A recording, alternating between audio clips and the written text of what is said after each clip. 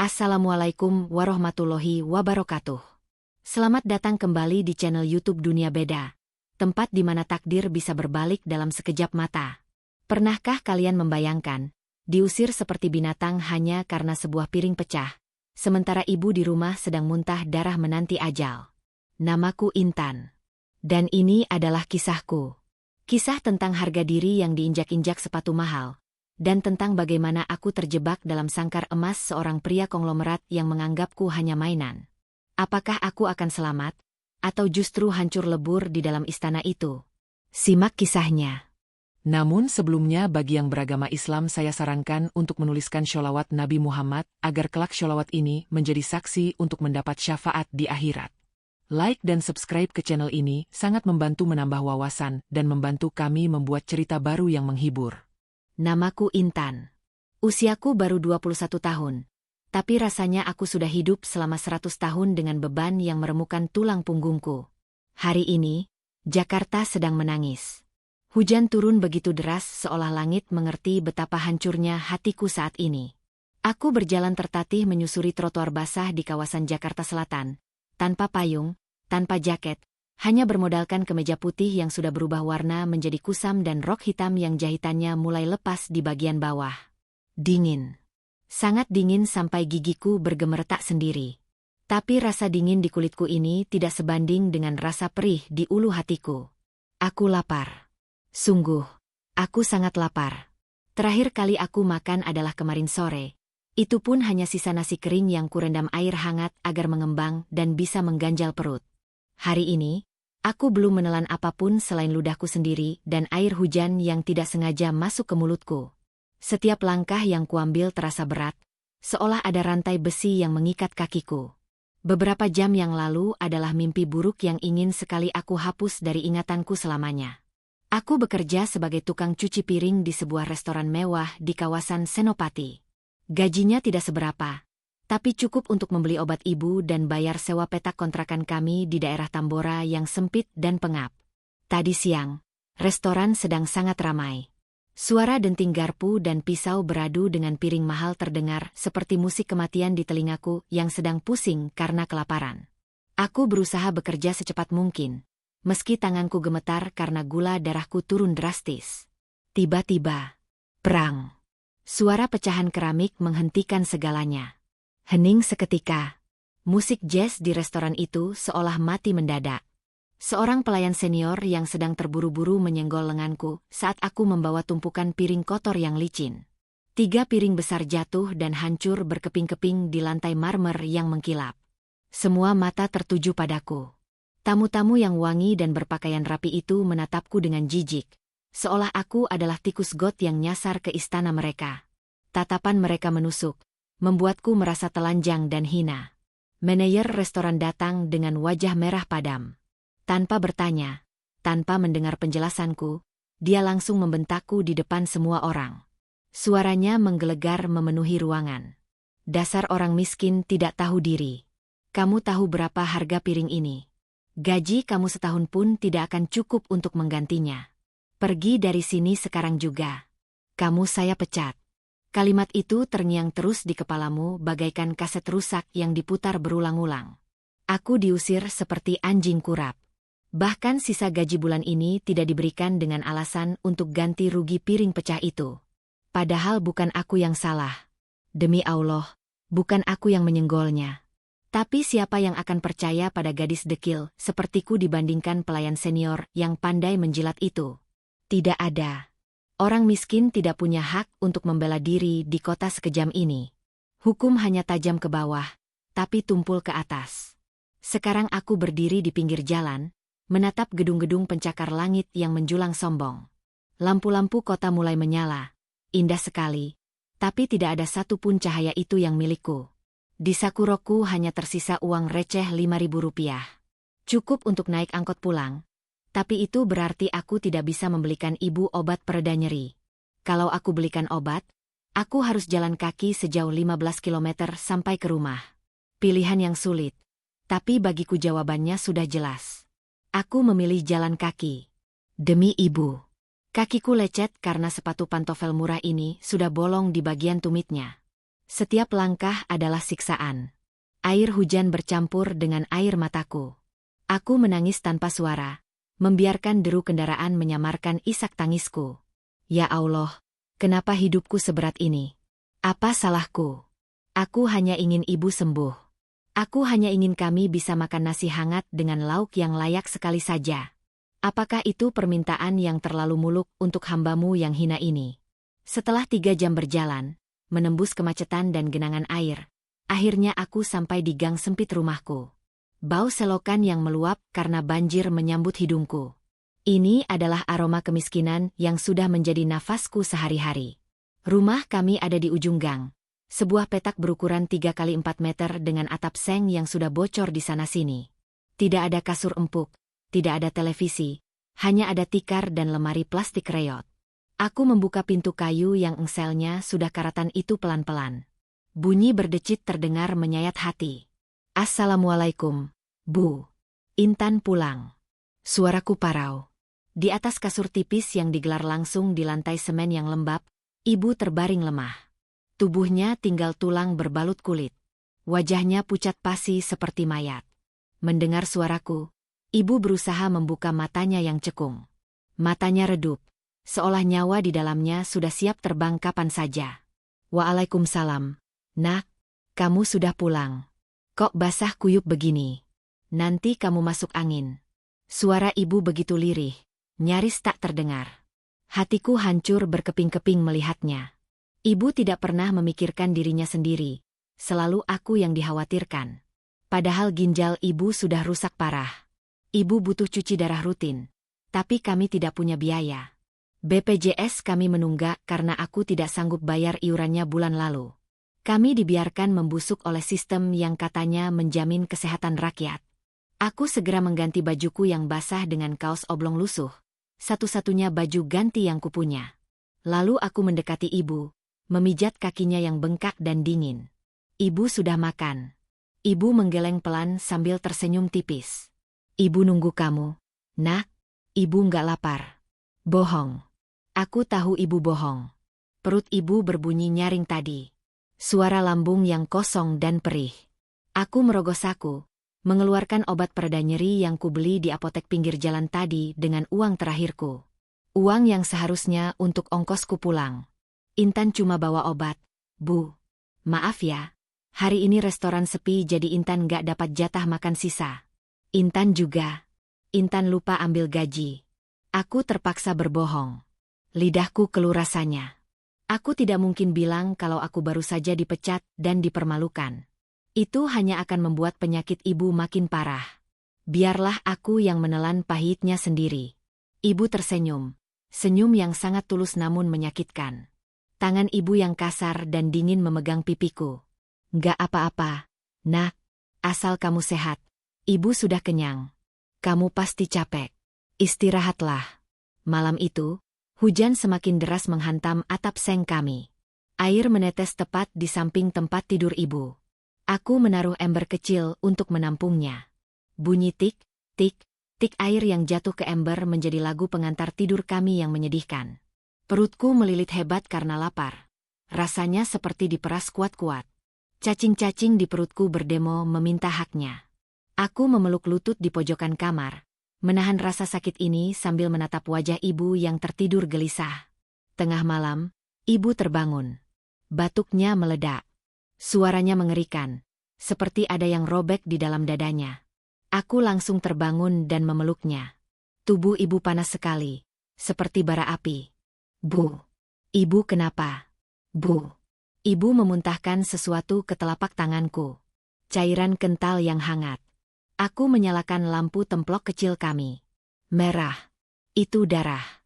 Darah segar yang merah pekat. Ya Allah. Bu.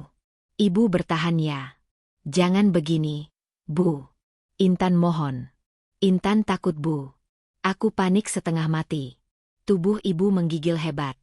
Aku berteriak minta tolong, tapi suara hujan menenggelamkan teriakanku. Tetangga kanan kiri juga orang susah. Mereka pasti sedang tidur kelelahan setelah seharian membanting tulang. Aku sendirian. Benar-benar sendirian di dunia ini. Aku mendekap ibu erat-erat, Tidak peduli darah itu mengotori satu-satunya kaos bersihku. Bau anyir darah memenuhi ruangan sempit itu. Sakit, Intan. Dada ibu sakit sekali. Rasanya seperti ditusuk. Ibu merintih. Air mataku tumpah ruah membasahi wajah ibu. Aku merasa menjadi anak paling tidak berguna di dunia. Ibuku sekarat di pelukanku dan aku tidak bisa melakukan apa-apa karena aku tidak punya uang sepeser pun. Membawa ibu ke rumah sakit tanpa uang muka sama saja bunuh diri. Mereka pasti akan menolak kami, atau membiarkan ibu menunggu di lorong sampai mati kedinginan. Itu sudah sering terjadi pada orang miskin seperti kami. Uang adalah nyawa di negeri ini.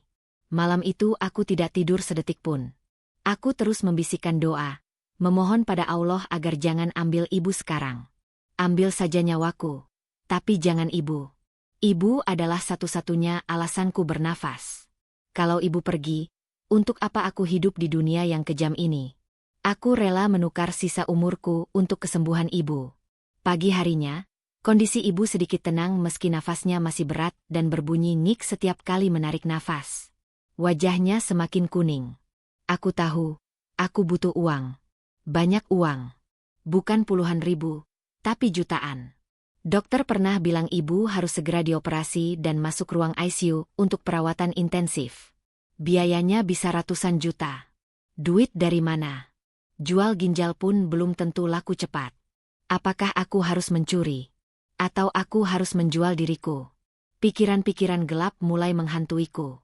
Setelah memastikan ibu minum obat dan sedikit air hangat, aku nekat keluar rumah. Hujan sudah berhenti, menyisakan genangan air coklat di jalanan. Aku berjalan tanpa tujuan yang jelas. Mataku liar mencari lowongan pekerjaan di tiang-tiang listrik, di tembok-tembok kusam, di mana saja. Tukang cuci gosok. Gaji 500.000. Tidak cukup. Penjaga toko. Ijazah SMA. Aku tidak punya ijazah asli karena ditahan sekolah dulu akibat nunggak bayaran. Aku terus berjalan sampai kakiku membawaku jauh ke kawasan elit di Jakarta Pusat, daerah Menteng. Di sini, udaranya berbeda. Tidak bau selokan. Rumah-rumahnya besar seperti istana di dongeng, dengan pagar tinggi yang menutupi kemewahan di dalamnya. Mobil-mobil mengkilap keluar masuk dengan angkuh. Pohon-pohon palem menghiasi pekarangan mereka yang luas. Aku merasa sangat kecil. Langkahku gontai karena belum makan 2 hari. Pandanganku mulai berkunang-kunang. Saat aku hampir menyerah dan ingin pingsan di trotoar, mataku menangkap secari kertas tebal yang ditempel agak miring di sebuah tiang listrik dekat gerbang rumah yang paling besar dan paling megah di jalan itu. Kertas itu beda dari brosur lowongan biasa. Kertasnya wangi, tintanya emas. Tulisannya singkat tapi membuat jantungku berhenti berdetak sesaat. Dibutuhkan segera. Pelayan khusus untuk kediaman keluarga Pramana. Syarat. Wanita. Usia 20-25 tahun. Penurut. Bersih. Bisa memasak masakan rumahan. Gaji. 50 juta rupiah per bulan. Datang langsung hari ini jam 10 pagi ke alamat ini. 50 juta. Mataku terbelalak. Aku membacanya berulang-ulang sampai hurufnya seolah menari. 50 juta. Itu uang yang sangat banyak. Dengan uang segitu, aku bisa bawa ibu ke rumah sakit terbaik. Aku bisa beli obat paling mahal. Aku bisa belikan ibu kasur empuk dan makanan enak. Tapi, ada suara kecil di kepalaku yang ragu. Pekerjaan apa yang menggaji pelayan sebesar itu? Apa ini penipuan? Apa ini perdagangan manusia? Apa aku akan dijual ke luar negeri? Namun, bayangan ibu yang batuk darah semalam langsung menepis semua keraguan itu. Persetan dengan bahaya. Kalaupun aku harus mati atau dijual, asalkan aku bisa dapat uang muka untuk pengobatan ibu, aku rela. Aku tidak punya pilihan lain. Kehilangan harga diri lebih baik daripada kehilangan ibu. Rasa takutku kalah oleh rasa cintaku pada ibu. Aku melihat jam di pos satpam seberang jalan. Jam 9:45. Masih ada waktu 15 menit. Aku menatap pantulan diriku di kaca jendela sebuah mobil yang parkir. Menyedihkan sekali. Rambutku kusut karena kena hujan kemarin. Wajahku kucel tanpa bedak, bajuku lusuh. Siapa yang mau menerima pelayan seburuk ini? Orang kaya biasanya benci melihat kemiskinan sedekat ini. Tapi aku tidak boleh mundur. Aku merapikan rambutku dengan jari, mengusap wajahku dengan ujung baju agar terlihat sedikit lebih segar. Aku mengambil spidol hitam permanen yang kebetulan kutemukan di jalan tadi, lalu dengan cepat mewarnai bagian sepatu pantofelku yang terkelupas agar warnanya hitam lagi. Baunya menyengat, tapi setidaknya dari jauh terlihat utuh. Dengan langkah gemetar dan jantung yang berpacu seperti kuda gila, aku berjalan menuju gerbang emas yang menjulang tinggi itu. Gerbang itu tertutup rapat, dijaga oleh 2 orang satpam bertubuh kekar dengan seragam safari hitam. Wajah mereka sangar, otot lengan mereka sebesar paha orang dewasa. Aku mendekat. Satpam itu langsung menghadangku dengan tongkatnya. "Heh, mau ngapain kamu? Pengemis dilarang masuk sini. Pergi sana. Jangan kotori pemandangan. Kami tidak terima sumbangan."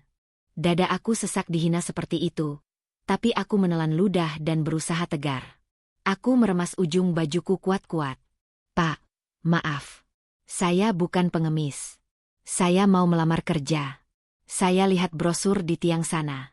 Satpam itu tertawa terbahak-bahak, tawa yang sangat merendahkan. Dia memandangku dari ujung kaki sampai ujung kepala dengan tatapan jijik. "Melamar kerja? Kamu ngaca dong. Yang melamar ke sini itu lulusan perhotelan.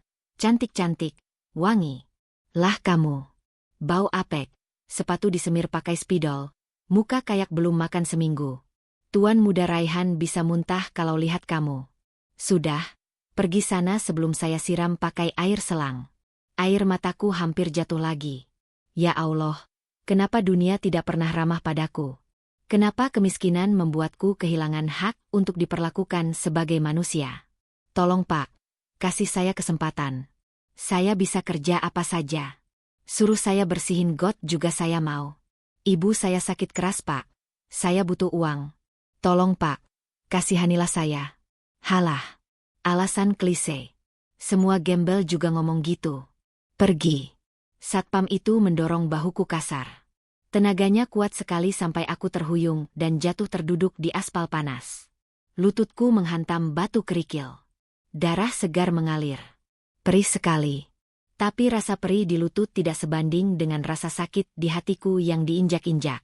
Saat aku hendak bangkit dengan sisa tenaga, tiba-tiba sebuah mobil sedan hitam mewah, Rolls-Royce Phantom, berhenti tepat di depan gerbang. Mobil itu begitu mengkilap sampai aku bisa melihat wajahku yang menangis di badan mobilnya. Kaca jendela belakang perlahan turun. Hening. Satpam yang tadi garang langsung menunduk hormat, ketakutan setengah mati. Wajah mereka pucat. Dari balik jendela mobil, aku melihat sepasang mata tajam yang dingin. Wajah pria itu sangat tampan, rahangnya tegas, hidungnya mancung, tapi auranya begitu gelap dan menakutkan. Dia memakai kacamata hitam, tapi aku bisa merasakan tatapannya menusuk tepat ke arahku, ke arah gadis miskin yang sedang mengusap darah di lututnya. Ada apa ribut-ribut? Suaranya berat, dalam, dan penuh kuasa. Itu suara yang bisa membuat siapa saja gemetar. Suara seorang raja yang tidak boleh dibantah. "Ini Tuan Raihan, ada gembel mau melamar kerja. Sedang saya usir. Maafkan ketidaknyamanan ini Tuan." Pria bernama Raihan itu tidak menjawab satpamnya. Dia justru membuka pintu mobil dan melangkah turun. Gerakannya elegan namun mengintimidasi. Sepatu kulitnya yang mengkilap, yang harganya pasti ratusan juta, mendarat di aspal, hanya berjarak beberapa sentimeter dari tanganku yang kotor dan berdarah. Dia menatapku. Bukan tatapan kasihan, tapi tatapan menyelidik. Dia melihat sepatuku yang hitam karena spidol, lalu melihat mataku yang basah. "Siapa namamu?" Tanyanya singkat. Dingin sedingin es kutub. Intan, Tuan. Kenapa kamu masih di sini setelah didorong jatuh? Kamu tidak punya harga diri." Aku mendongak, menatap matanya dengan berani. Rasa takutku hilang digantikan oleh rasa putus asa demi ibu. Aku menatap matanya lekat-lekat. Harga diri tidak bisa menyembuhkan ibu saya yang sedang sekarat. "Tuan, saya butuh kerja. Saya rela kehilangan harga diri demi ibu saya." Hening sejenak. Angin berhembus menerbangkan rambutku yang berantakan. Raihan terdiam. Dia menatapku seolah aku adalah makhluk langka yang baru dia temukan. Sudut bibirnya terangkat sedikit, membentuk senyum sinis yang sulit diartikan. Biarkan dia masuk, Tuan. Tapi dia kotor, Tuan. Saya bilang biarkan dia masuk. Nenek butuh hiburan. Dan saya rasa, melihat gadis kumuh ini mencoba bersaing dengan pelamar lain akan jadi tontonan yang menarik. Raihan kembali masuk ke mobilnya tanpa menoleh lagi. Gerbang emas itu terbuka perlahan. Aku terdiam kaku. Aku diterima masuk bukan karena kasihan, tapi untuk dijadikan tontonan. Untuk dijadikan badut penghibur orang kaya. Tapi aku tidak peduli. Selama aku bisa masuk, aku punya harapan. Dengan terpincang-pincang, aku menyeret kakiku melewati gerbang itu, masuk ke dalam dunia yang akan mengubah takdirku selamanya. Aku tidak tahu bahwa di balik gerbang ini, bukan sapu dan pel yang menungguku, melainkan sebuah jebakan emas yang akan mengikat hidupku dengan pria angku itu selamanya. Apakah ini awal dari keberuntunganku, atau awal dari neraka duniaku? Kakiku gemetar hebat saat melangkah melewati gerbang emas itu. Rasanya seperti melangkah masuk ke dunia lain. Dunia yang selama ini hanya bisa kulihat dari layar kaca televisi tetangga. Halaman rumah ini luas sekali. Mungkin 10 kali lipat luas tanah kontrakan di kampungku. Rumputnya hijau terpotong rapi seperti karpet. Dihiasi patung-patung marmer putih yang harganya pasti bisa memberi makan satu kampungku selama setahun. Di ujung jalan setapak, berdiri sebuah bangunan megah bergaya Eropa klasik dengan pilar-pilar raksasa. Itu bukan rumah. Itu istana. Seorang pelayan wanita berseragam hitam putih menyambutku di pintu depan. Wajahnya datar tanpa ekspresi, tapi matanya menatapku dari atas ke bawah dengan kilatan jijik yang tidak ditutup-tutupi. Dia tidak menyapaku. Dia hanya memberikanku isyarat tangan untuk mengikutinya. Lewat pintu samping. Jangan lewat pintu utama. Lantainya baru dipoles. Nanti kotor kena sepatu busukmu itu. Katanya ketus. Hatiku mencelos. Belum apa-apa aku sudah diperlakukan seperti wabah penyakit. Aku menunduk, menyembunyikan wajahku yang merah padam karena malu, lalu mengikuti langkah kakinya menuju pintu samping yang tersembunyi di balik semak-semak bunga mawar. Begitu masuk ke dalam, udara dingin AC langsung menusuk kulitku yang basah dan lengket. Wangi aromaterapi lavender dan vanila memenuhi rongga hidungku, sangat kontras dengan bau keringat dan bau jalanan yang menempel di tubuhku. Kami melewati lorong panjang yang dindingnya dipenuhi lukisan-lukisan abstrak. Aku bahkan takut bernafas terlalu keras, takut mengotori udara mahal di sini. Pelayan itu membawaku ke sebuah ruangan besar yang tampaknya seperti ruang tunggu tamu. Di sana, sudah duduk 10 wanita cantik. Ya Allah!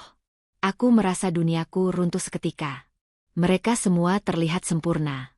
Rambut mereka tertata rapi seperti baru keluar dari salon. Kulit mereka putih mulus dan bercahaya.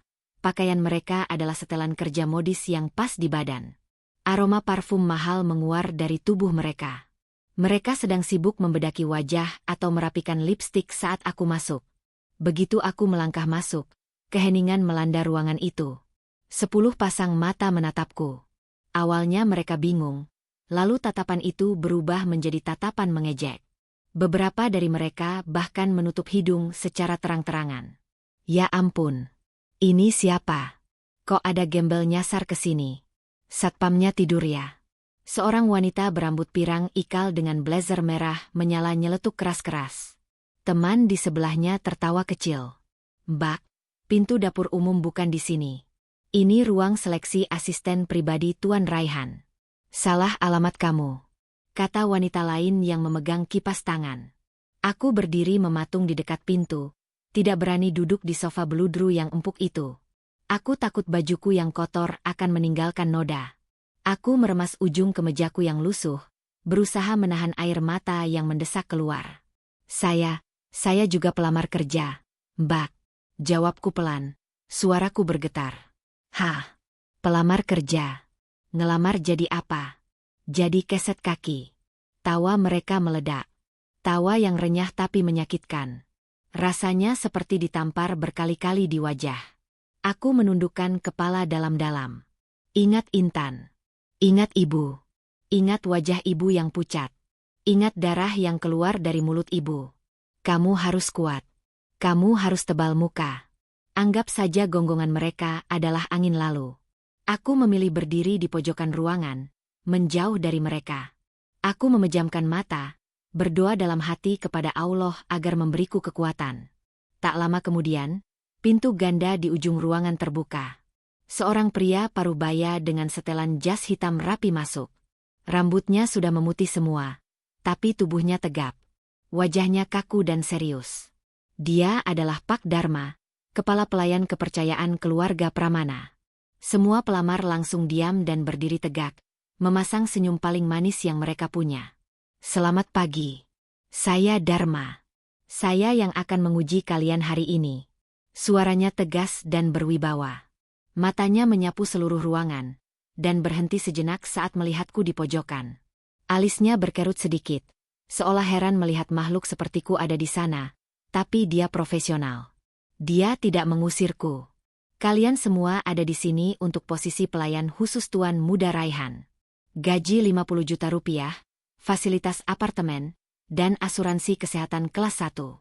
Mendengar kata asuransi kesehatan, mataku berbinar. Itu yang aku butuhkan untuk ibu. Semangatku yang tadi sempat padam kini menyala lagi. Tapi ingat, Tuan Raihan adalah orang yang perfeksionis. Dia tidak butuh pelayan yang hanya cantik dan pintar berdandan. Dia butuh seseorang yang bisa melayani dengan hati dan cekatan. Jadi, tes hari ini bukan wawancara bahasa Inggris atau tes kepribadian. Pak Dharma memberi isyarat. Beberapa pelayan lain masuk membawa nampan-nampan berisi peralatan aneh. Tes pertama. Kalian harus memasak 1 mangkuk bubur. Bubur yang bisa dimakan oleh orang sakit. Tes kedua. Kalian harus menjahit kancing kemeja yang lepas. Waktu kalian hanya 30 menit untuk keduanya. Dimulai dari sekarang. Silakan masuk ke dapur bersih di sebelah. Para wanita cantik itu saling pandang dengan wajah bingung. Masak bubur. Saya kan lulusan manajemen. Pak, masa disuruh masak bubur? Protes si wanita berblazer merah. Kalau tidak mau, silakan pulang. Pintu keluar di sebelah sana. Pak Dharma menjawab dingin. Wanita itu langsung kicep. Kami semua digiring masuk ke dapur yang luasnya luar biasa. Dapur ini lebih mirip laboratorium canggih daripada tempat memasak. Kompornya bukan kompor gas biasa, tapi kompor induksi kaca yang aku tidak tahu cara menyalakannya. Alat-alat masaknya mengkilap dari bahan stainless steel tebal. Aku bingung setengah mati. Di rumah, aku cuma masak pakai kompor minyak tanah yang sumbunya sering macet. Bagaimana cara pakai alat canggih ini? Sementara pelamar lain mulai sibuk memilih bahan. Mereka mengambil bahan-bahan mahal yang ada di kulkas raksasa. Jamur truffle, daging sapi wagyu, keju parmesan, susu segar impor. Mereka sepertinya ingin membuat bubur ala restoran bintang 5. Aku menarik nafas panjang. Aku tidak boleh panik. Aku mengamati salah satu pelamar menyalakan kompor dengan menekan tombol sentuh. Oke, caranya ditekan. Aku menirunya. Nyala. Alhamdulillah. Aku tidak mengambil bahan-bahan mewah itu. Aku tahu rasanya jadi orang sakit. Lidah orang sakit itu pahit. Mereka tidak butuh rasa yang aneh-aneh atau terlalu gurih krimi. Mereka butuh kehangatan. Aku mengambil beras, mencucinya bersih. Lalu aku mengambil daging ayam biasa, jahe, bawang putih, sedikit garam, dan daun bawang. Hanya itu. Resep bubur buatan ibu. Bubur yang selalu ibu buatkan untukku kalau aku demam waktu kecil dulu. Bubur yang penuh cinta, bukan penuh gengsi. Aku memasak dengan cepat. Tanganku yang kasar sudah terbiasa memotong bawang dengan kilat. Aroma harum bawang putih tumis dan jahe mulai menguar dari panci kecilku. Sederhana, tapi menenangkan. Di sebelahku, si wanita blazer merah sedang sibuk menuangkan krim kental ke dalam buburnya. Baunya enak, tapi terlalu mahteh, terlalu berat. Dia melirik panciku dan mendengus. Miskin banget masakannya. Cuma air sama beras. Itu bubur apa makanan kucing? Aku diam saja. Fokus mengaduk buburku agar tidak gosong di bawah. Setelah bubur matang, kami disuruh menjahit kancing. Sebuah kemeja putih mahal disodorkan ke masing-masing kami, lengkap dengan jarum dan benang. Nah, ini keahlianku. Baju-bajuku semua hasil jahitan tangan karena aku tidak punya uang beli baru. Kalau robek, aku jahit lagi. Kalau kancing copot, aku pasang lagi. Tanganku sudah kebal tertusuk jarum. Sementara wanita-wanita lain terlihat kaku memegang jarum. Ada yang tertusuk jarinya sampai berdarah dan menjerit manja. Awe, sakit. Jarumnya tajam banget sih. Keluh mereka. Mereka memegang jarum seperti memegang kotoran, jijik dan tidak luas. Aku menjahit dengan gerakan cepat dan presisi. Set, set, set. Dalam waktu 2 menit, kancing itu sudah terpasang kuat dan rapi. Simpul benangnya tersembunyi sempurna di balik kain. Selesai. Tepat saat itu, Pak Dharma berteriak. Waktu habis. Letakkan semua peralatan. Berbaris di samping meja saji kalian. Jantungku berdegup kencang lagi. Kini saat penentuan. Pintu dapur terbuka. Suara langkah kaki yang berat mendekat. Raihan masuk. Auranya benar-benar mencekam. Dia sudah melepas kacamata hitamnya, memperlihatkan mata elang yang tajam berwarna coklat gelap. Dia berjalan perlahan, memeriksa hasil kerja kami satu persatu. Dia berhenti di meja wanita blazer merah. Dia melihat bubur yang kental penuh krim dan jamur mahal itu. Dia mencicipinya 1 sendok kecil. Wajahnya langsung berubah masam. Dia meludahkan bubur itu ke tisu yang disodorkan Pak Dharma. Kamu mau membunuh nenek saya. Ini bubur atau lem kertas. Lengket, asin, bikin mual. Nenek saya punya mak akut. Dikasih krim sebanyak ini bisa langsung masuk rumah sakit lagi. Wanita itu pucat pasi. Tea, tapi tuan, itu pakai jamur trufle impor. Saya tidak peduli harganya. Saya peduli rasanya. Sampah. Keluar kamu. Raihan membuang sendok itu dengan kasar. Wanita blazer merah itu menangis dan berlari keluar. Raihan lanjut ke peserta kedua, ketiga, keempat. Semuanya gagal. Ada yang buburnya belum matang, ada yang terlalu manis, ada yang kancing bajunya dijahit miring, ada yang benangnya ruwet. Raihan memaki mereka tanpa ampun. Kata-katanya pedas, menusuk harga diri. Kamu tidak becus. Kamu lamban. Kamu pikir ini acara fashion show. Kuku kamu terlalu panjang. Jorok buat masak. Satu persatu pelamar diusir. Hingga akhirnya, tinggal aku sendiri. Peserta terakhir di ujung meja. Raihan berdiri di depanku. Tubuhnya tinggi menjulang, membuatku harus mendongak untuk melihat wajahnya. Dia menatapku, lalu menatap mangkuk buburku yang sederhana. Bubur putih polos dengan sedikit suiran ayam rebus dan irisan daun bawang. Tidak ada hiasan emas, tidak ada jamur mahal. Uap panas mengepul tipis, membawa aroma jahe yang lembut. Dia juga melihat ke meja yang sudah kujahit kancingnya. Dia menarik kancing itu dengan kasar untuk menguji kekuatannya. Kancing itu tidak bergeming. Jahitannya kuat sekali. Dia menatapku lagi, kali ini dengan alis terangkat 1. Penampilanmu seperti gembel, tapi kerjamu rapi. Ucapnya datar. Itu pujian atau hinaan, aku tidak tahu. Lalu dia mengambil sendok bersih. Dia menyendok bubur buatanku. Tanganku meremas rokku kuat-kuat. Keringat dingin mengalir di punggungku. Ya Allah, tolong bantu hamba. Kalau ini gagal, tamat sudah riwayat ibu. Aku tidak punya uang untuk pulang. Raihan memasukkan sendok itu ke mulutnya. 1 detik. 2 detik. 3 detik. Dia terdiam. Tidak ada makian. Tidak ada ludahan. Dia mengunyah pelan. Matanya yang tadi tajam dan dingin, tiba-tiba sedikit melebar. Ada kilatan aneh di matanya. Kilatan terkejut. Dia menelan bubur itu, lalu tanpa sadar menyendok lagi. Suapan kedua. Aku menahan nafas. Jantungku rasanya mau meledak. Raihan menatap mangkuk itu seolah sedang melihat hantu. Rasa ini, rasa jahe dan bawang putih yang pas, tekstur beras yang pecah sempurna tapi tidak lembek. Ini bukan rasa restoran mahal. Ini rasa rumah. Ini rasa yang sama persis dengan bubur buatan almarhumah ibunya dulu, sebelum ibunya meninggal 10 tahun lalu.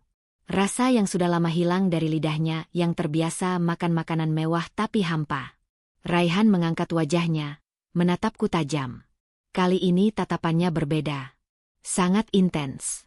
Dia melangkah maju, mendekatkan wajahnya ke wajahku sampai aku bisa mencium aroma kolon maskulin yang bercampur bau mint dari nafasnya.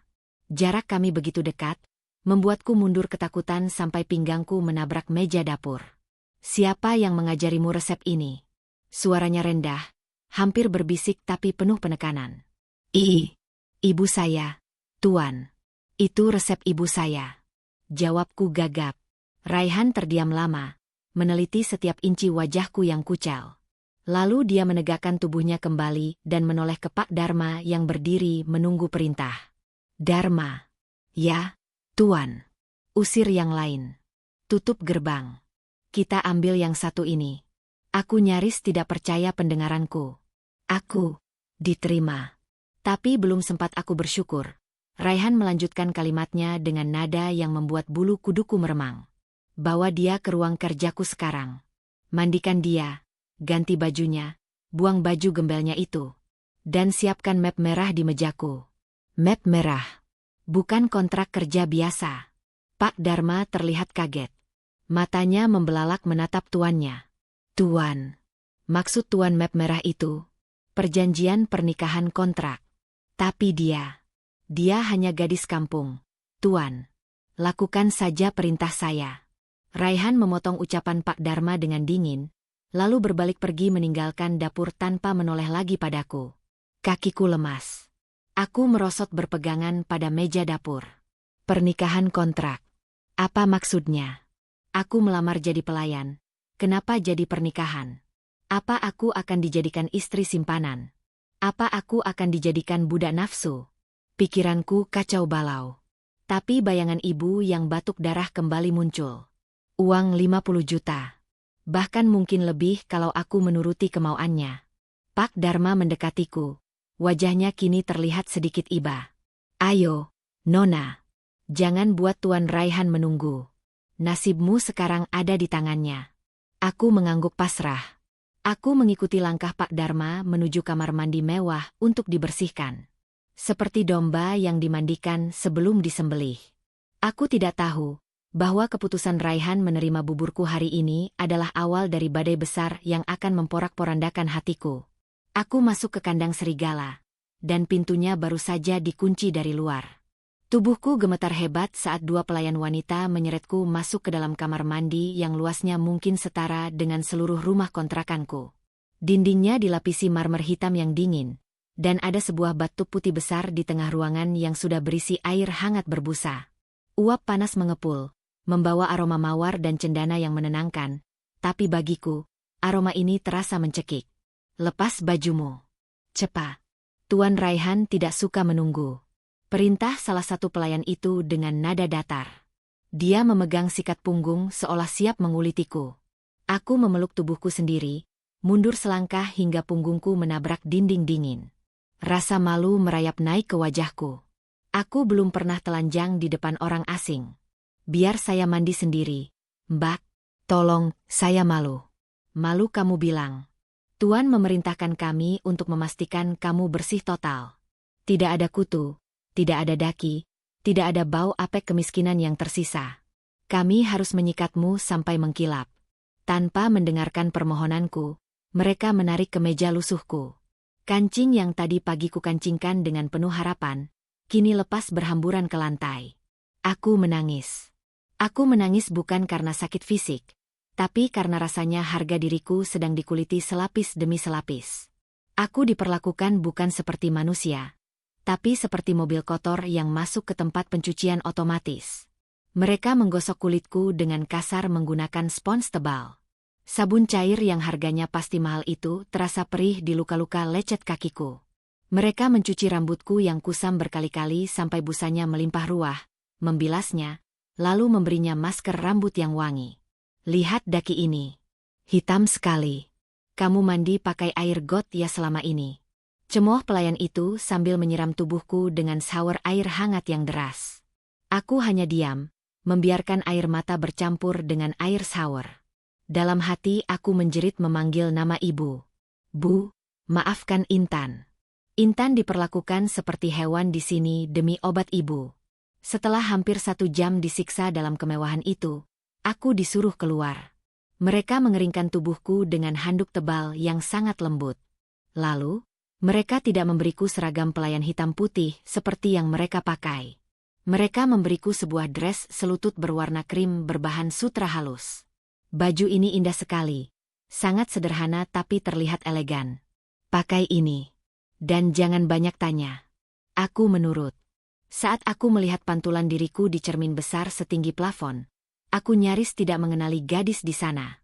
Rambutku yang tadi kusut kini jatuh tergerai lembut dan berkilau sebatas punggung.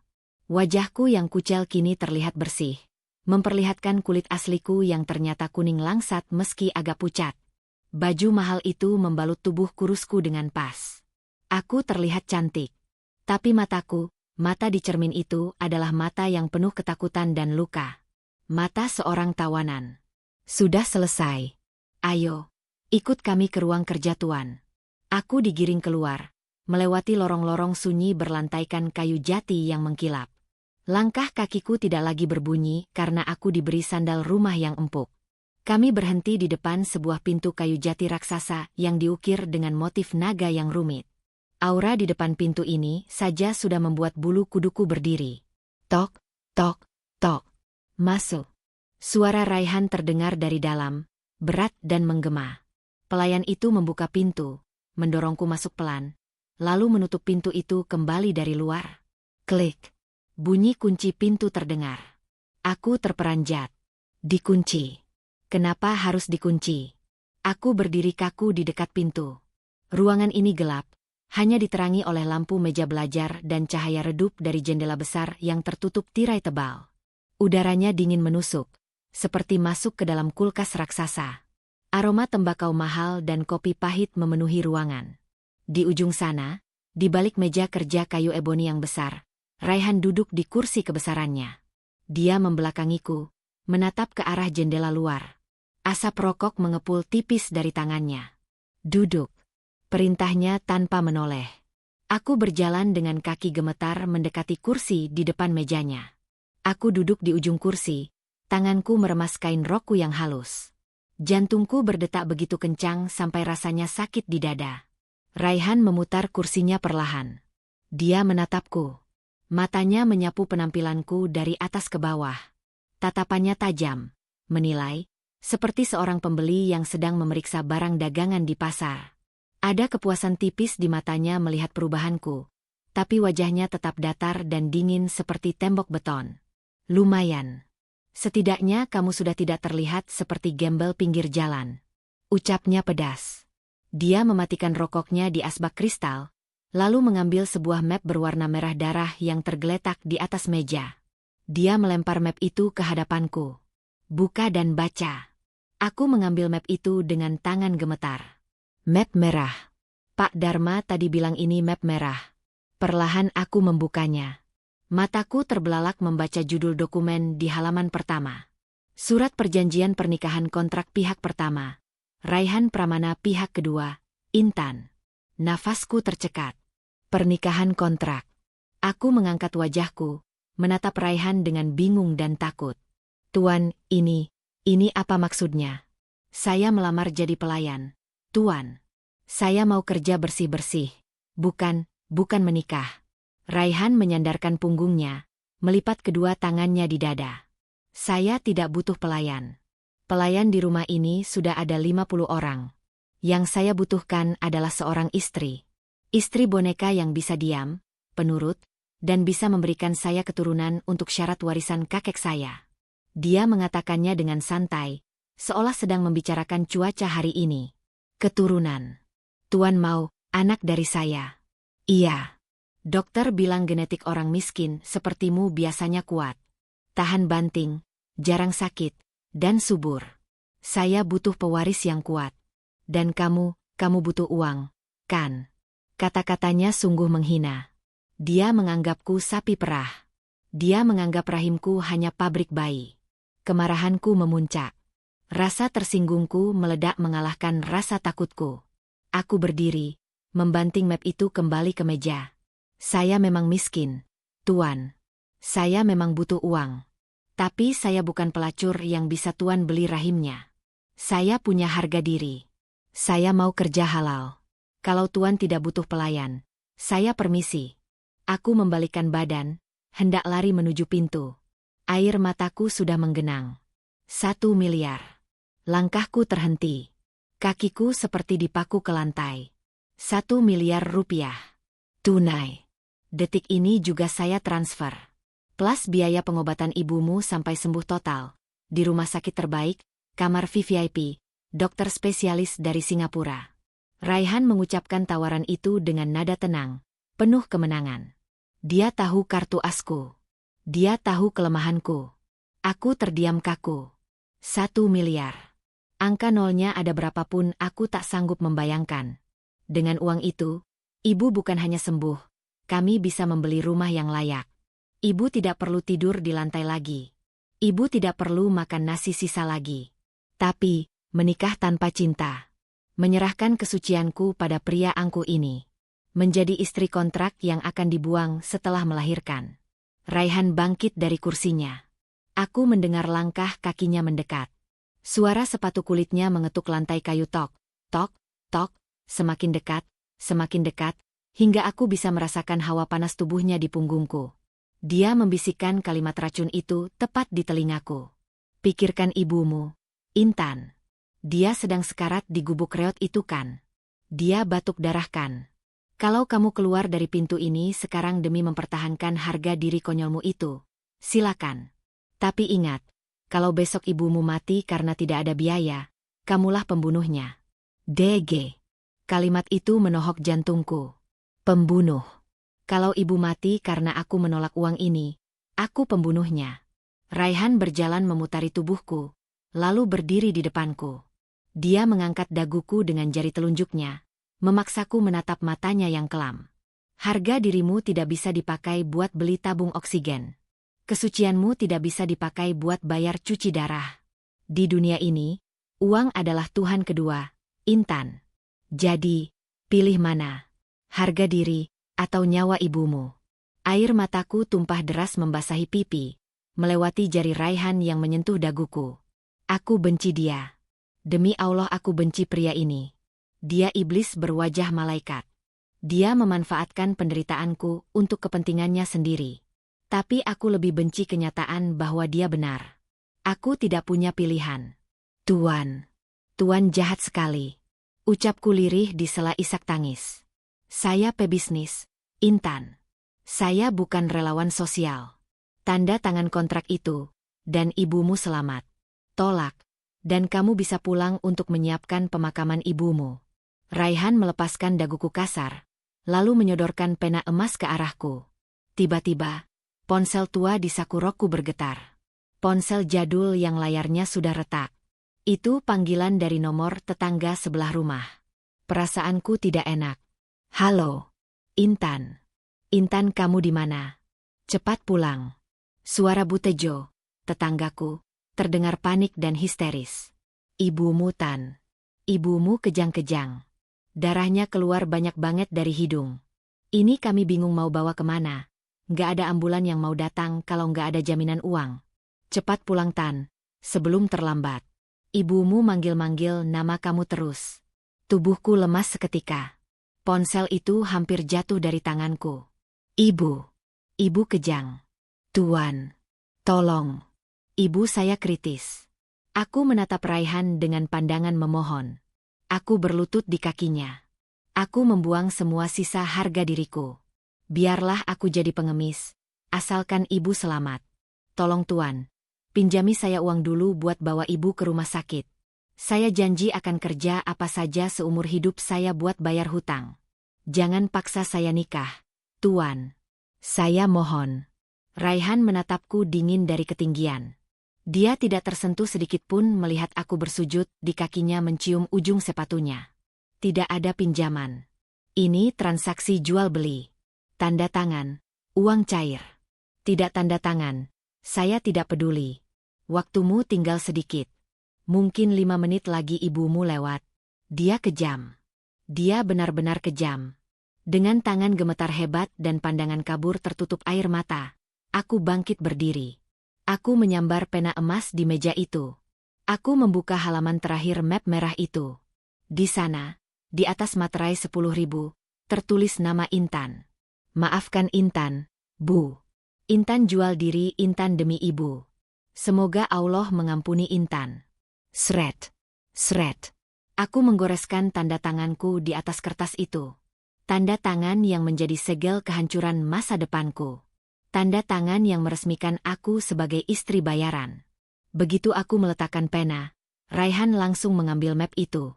Senyum kemenangan terukir di bibirnya. Senyum yang membuatku muak. Bagus. Dia mengambil ponsel pintarnya, mengetik sesuatu dengan cepat.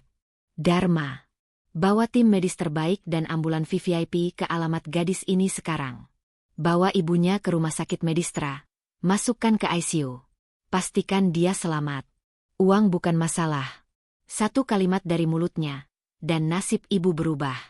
Kekuasaan uang benar-benar mengerikan. Raihan menutup teleponnya lalu menatapku lagi. Urusan ibumu sudah beres. Sekarang urusanmu dengan saya. Mulai detik ini, kamu bukan lagi Intan si gadis gembel.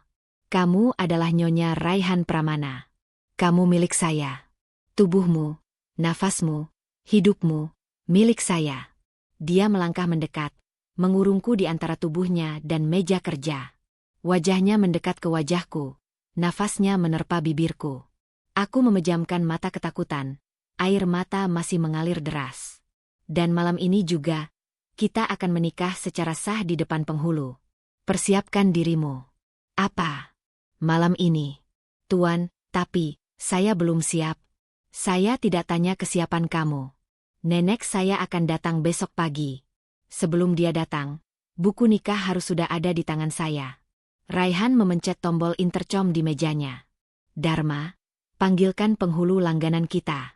Dan siapkan gaun pengantin. Kita adakan akad nikah 1 jam lagi di ruang tamu. 1 jam lagi. Aku akan menikah 1 jam lagi dengan pria yang bahkan tidak tahu warna kesukaanku. Pria yang membeliku seperti membeli barang antik. Aku merosot ke lantai, menangis tanpa suara. Di luar jendela, petir menyambar keras, seolah alam ikut berduka menyaksikan takdirku yang baru saja digadaikan.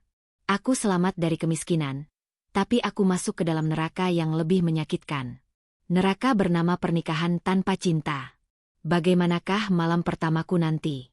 Apakah dia akan langsung menagih haknya sebagai suami pembeli?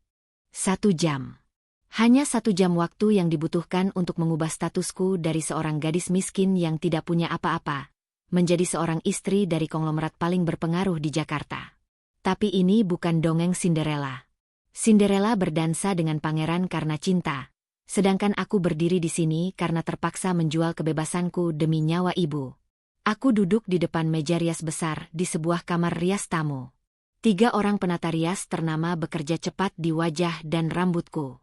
Mereka membedaki wajahku yang sembab, menutupi lingkar hitam di bawah mataku dengan concealer tebal, dan memoleskan lipstik merah muda di bibirku yang pucat dan gemetar.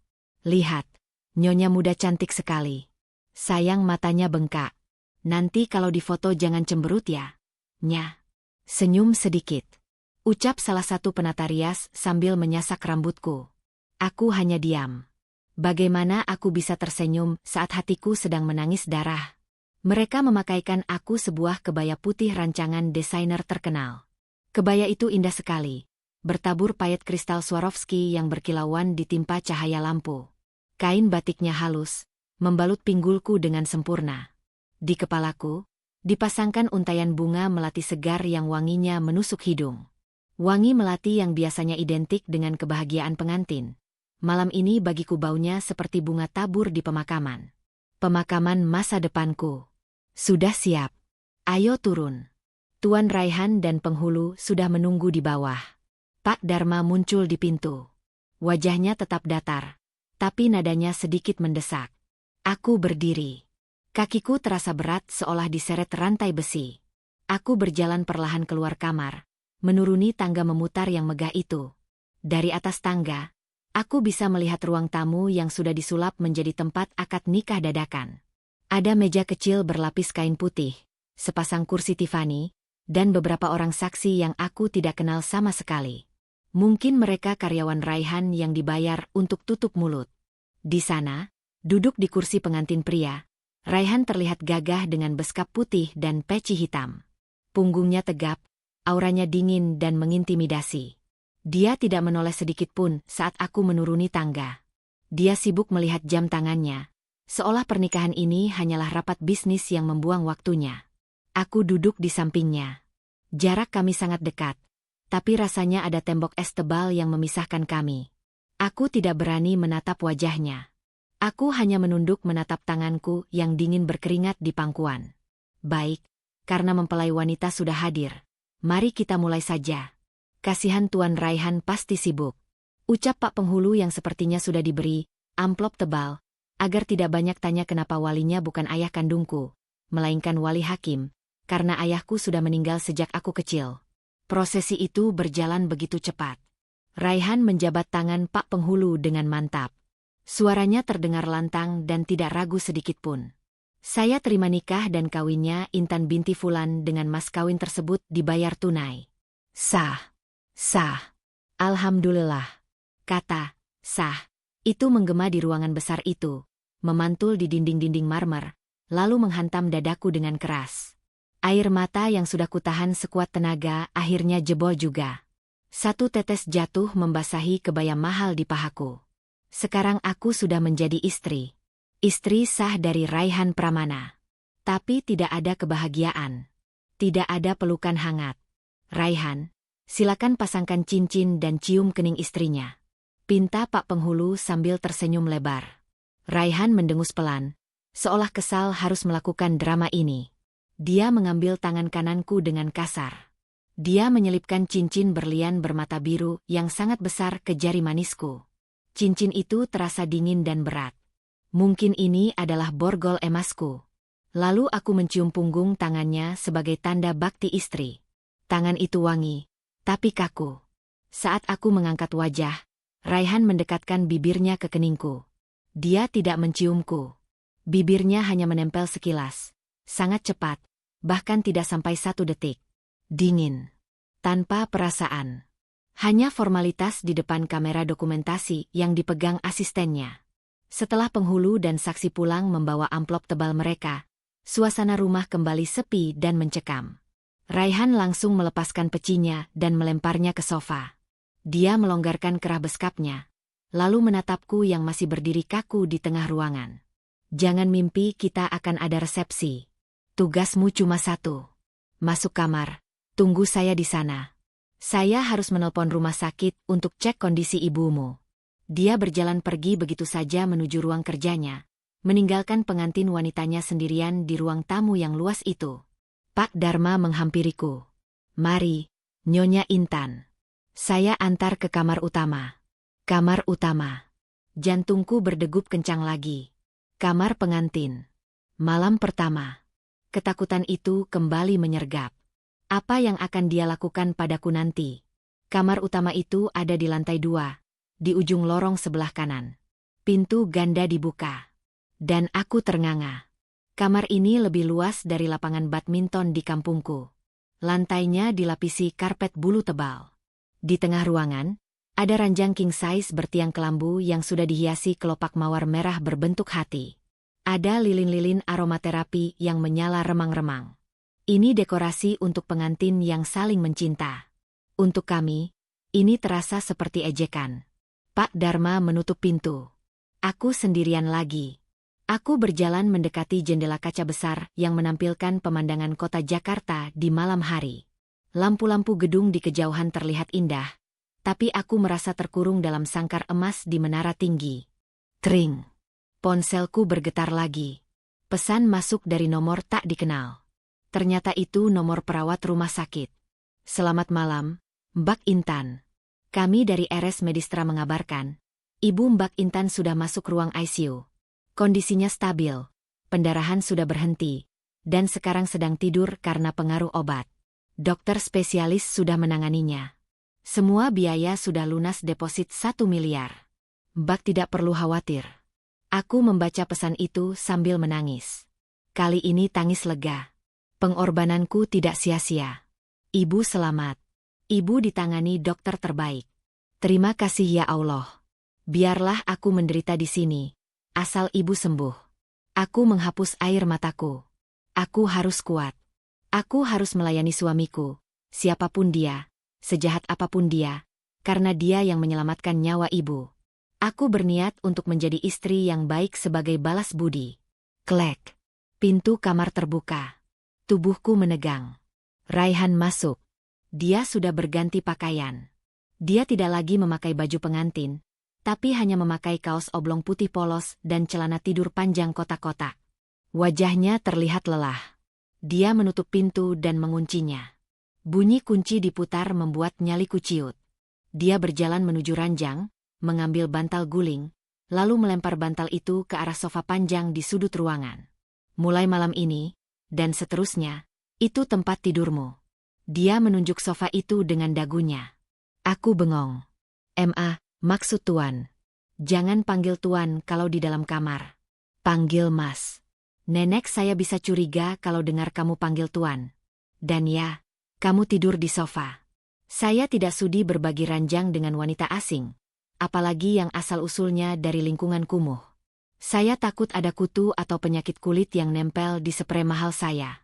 Kata-katanya tajam setajam silet. Dia menghina kebersihanku lagi. Padahal aku sudah digosok sampai kulitku merah tadi. Saya sudah bersih, Mas. Tadi pelayan sudah memandikan saya. Saya tidak peduli. Itu aturan nomor 1. Kita tidak tidur satu ranjang. Aturan nomor 2. Jangan pernah sentuh barang-barang pribadi saya tanpa izin. Aturan nomor 3. Raihan berjalan mendekatiku. Tatapannya mengintimidasi. Dia menunjuk hidungku. Jangan pernah jatuh cinta pada saya. Pernikahan ini hanya bisnis. Kamu hanya inkubator berjalan. Setelah kamu melahirkan anak laki-laki untuk saya, kita bercerai. Kamu boleh bawa uangnya, tapi anaknya milik saya. Paham? Aku menelan ludah yang terasa pahit. Inkubator. Mesin pembuat anak. Paham, Mas. Bagus. Sekarang ganti baju jelek itu. Di lemari sudah saya siapkan baju tidur yang layak. Jangan pakai kebaya itu terus. Payetnya bisa bikin sofa saya baret. Aku bergegas mengambil baju di lemari dan berlari ke kamar mandi untuk ganti. Di dalam kamar mandi, aku menatap cermin. Riasan pengantinku masih utuh, tapi mataku merah bengkak. Aku menghapus make up tebal itu dengan kasar menggunakan kapas dan pembersih yang ada di wastafel. Aku ingin melihat wajah asliku. Wajah Intan yang menyedihkan. Setelah berganti dengan piyama sutra yang kebesaran, aku keluar. Raihan sudah berbaring di ranjang empuknya, memunggungiku, selimut ditarik sampai dada. Dia mematikan lampu utama, menyisakan lampu tidur yang remang. Tidur. Besok pagi nenek datang. Kamu harus bangun jam 4 pagi, siapkan sarapan, dan pura-pura jadi istri paling bahagia di dunia. Kalau aktingmu jelek dan nenek curiga, kesepakatan batal. Ibumu saya keluarkan dari rumah sakit. Ancaman itu lagi. Selalu ibu yang dijadikan sandera. Baik, Mas. Selamat tidur. Aku berjalan gontai menuju sofa. Sofa itu empuk. Jauh lebih empuk dari kasurku di rumah. Tapi rasanya dingin. Aku meringkuk di sana tanpa selimut karena Raihan tidak memberiku selimut. Dingin AC menusuk tulangku. Aku memeluk lutut, mencoba mencari kehangatan dari tubuhku sendiri. Malam pertama yang kupikir akan mengerikan karena sentuhan paksa, ternyata mengerikan karena pengabaian total. Aku dianggap tidak ada. Aku dianggap kuman. Aku mencoba memejamkan mata, tapi sulit. Suara nafas teratur Raihan terdengar di keheningan malam. Pria itu, suamiku, tidur nyenyak seolah tidak ada beban. Sementara aku terjaga menatap langit-langit kamar asing ini. Kring. Tiba-tiba, ponsel Raihan di nakas berbunyi nyaring. Raihan terbangun, menggerutu pelan, lalu meraba-raba nakas mengambil ponselnya. Dia mengangkat telepon itu. Suaranya berubah drastis. Yang tadinya dingin dan kasar padaku, tiba-tiba menjadi lembut dan penuh kasih sayang. Halo, sayang. Iya, aku baru mau tidur. Maaf ya tadi seharian aku meeting hektik banget. Iya, aku kangen banget sama kamu, Clarissa. Jantungku berhenti berdetak. Clarissa. Sayang. Dia punya pacar. Tentu saja dia punya pacar. Pria sesempurna dia pasti punya kekasih. Iya. Besok aku jemput kamu di bandara ya. Tenang aja. Di rumah aman kok. Nenek emang datang. Tapi aku bisa atur. I love you too, Babe. Raihan menutup telepon sambil tersenyum. Senyum yang sangat manis. Senyum yang tidak pernah dia perlihatkan padaku. Lalu dia meletakkan ponselnya kembali dan tidur lagi. Aku terdiam di sofa, membeku dalam kegelapan. Air mata kembali menetes tanpa bisa kutahan. Jadi ini yang sebenarnya. Dia menikahiku hanya untuk menipu neneknya. Sementara hatinya milik wanita lain bernama Clarissa. Dan besok, dia akan menjemput wanita itu. Aku, istri sahnya, harus melihat suamiku membawa pacarnya ke rumah ini. Di depan mataku sendiri. Ya Allah, ujian macam apa lagi ini? Bagaimana aku harus bersandiwara bahagia di depan neneknya besok? Kalau besok juga aku harus melihat dia bermesraan dengan wanita lain di rumah ini. Aku menarik nafas panjang yang terasa sesak. Dada ini sakit sekali. Ternyata menjadi istri orang kaya tidak seindah sinetron di televisi. Ini adalah neraka yang dibungkus kertas kado emas. Dan besok pagi, sandiwara besar itu akan dimulai. Jam 4 pagi. Alarm di kepalaku berbunyi lebih dulu daripada ayam jantan. Aku terbangun di sofa dengan leher yang kaku dan punggung yang pegal linu. Dinginnya AC semalam membuat tulang-tulangku terasa ngilu. Aku melirik keranjang besar itu. Raihan masih tertidur pulas. Selimut tebal menutupi tubuhnya dengan nyaman. Wajahnya saat tidur terlihat begitu polos. Jauh berbeda dengan wajah iblisnya saat dia sadar. Aku tidak berani membangunkannya. Sesuai perintahnya semalam, aku harus menyiapkan sarapan dan berpura-pura menjadi istri yang sempurna sebelum nenek datang. Aku berjingkat ke kamar mandi, mengambil wudhu, dan menunaikan sholat subuh. Di dalam sujudku, aku menangis lagi. Ya Allah, kuatkan hati hamba. Hamba melakukan ini demi ibu. Jadikanlah air mata hamba sebagai penggugur dosa. Selesai sholat, aku langsung turun ke dapur. Para pelayan lain sudah bangun. Mereka menatapku dengan canggung. Kemarin aku adalah saingan mereka yang mereka hina. Hari ini aku adalah majikan mereka. Selamat pagi, Nyonya Intan. Sapa Koki kepala dengan ragu. Pagi, Pak. Saya mau masak bubur ayam spesial untuk sarapan Tuan dan Nenek. Tolong siapkan bahan-bahannya ya. Aku mencoba bersikap ramah, meski aku tahu di belakangku mereka pasti berbisik-bisik mencemooh asal-usulku. Aku memasak dengan sepenuh hati. Aroma kaldu ayam kampung mulai memenuhi dapur mewah itu. Aku membuat bubur dengan topping lengkap, cakwe, suiran ayam, kedelai goreng, kerupuk, dan kuah kuning yang gurih. Ini resep andalan ibu yang selalu bikin rindu. Tepat jam 6 pagi, bel pintu utama berbunyi. Jantungku mencelos. Nenek datang. Raihan tiba-tiba muncul di dapur. Dia sudah mandi, wangi, dan rapi dengan kemeja kasualnya. Dia menghampiriku yang sedang menata mangkuk. Ingat skenarionya. Kamu istri yang bahagia. Kamu cinta mati sama saya. Jangan bikin malu. Senyum. Bisiknya tajam di telingaku sambil mencubit pinggangku pelan. Tapi rasanya sakit. Iya, Mas. Kami berjalan ke pintu depan bersamaan. Raihan tiba-tiba menggenggam tanganku. Genggamannya erat, hangat, tapi palsu. Ini hanya akting. Pintu dibuka oleh Pak Dharma. Seorang wanita tua di atas kursi roda didorong masuk. Rambutnya putih sempurna disanggul rapi.